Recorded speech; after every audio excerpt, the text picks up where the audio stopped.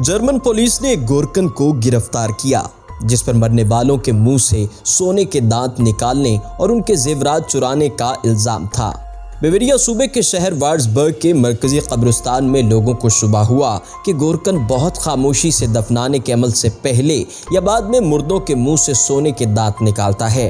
Police ने इसे गिरफ्तार करके उस पर मुर्दों को मौत के बाद इन्हें मुस्तरब करने और बेहुरमती का मुर्तकब करार दिया। इब्तदाई इत्तला के बाद पुलिस ने बराह रास्त गोरकन के घर पर छापा मारा और लगभग 30 ग्राम सोना और सोने के 11 दांत या उनके खोल और एक अंगूठी कब्जे में ले ली।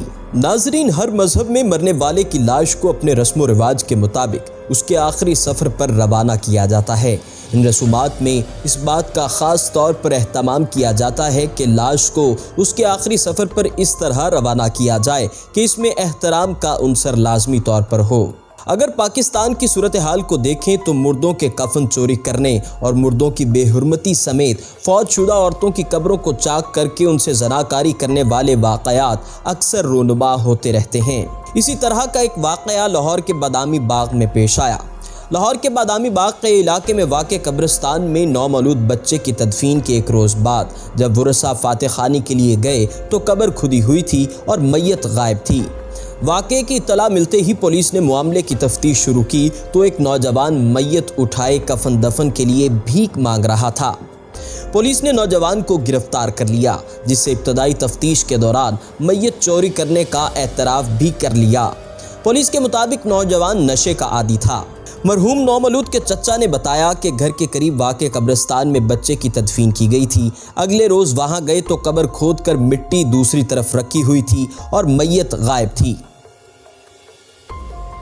इसी तरह के बहुत से ऐसे वाक़यात जिनमें एक इंसान अपनी नफसानी हवस की तकमील के लिए कब्र में मौजूद मुर्दा औरतों की असमत दरी करता था, मगर अब इसी तरह का एक वाक़या कराची के कयूमाबाद कब्रिस्तान में एक ऐसे गिरोह का सामने आया जो कि इंसानी लाशों की न सिर्फ बेहुरमती करता था बल्कि उनके जिस्म से गोश्त को काट कर उसको पका कर खाता भी था।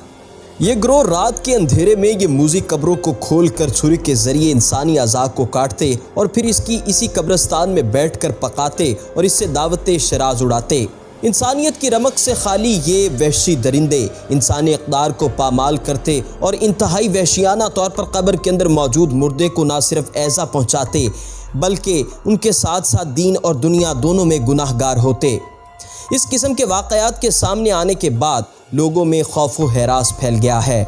लोगों के मुताबिक अब मुर्दे भी इस मुआशरे में इन आदमखोर इंसानों के हाथों गैर महफूज हो गए हैं। हुकाम को कब्र के अंदर मुर्दों के तहफ़्फ़ुज़ के लिए भी ऐसे इक़दामात करने चाहिए जिससे इस किस्म की वहशत और बर्बरियत का रास्ता रोका जा सके।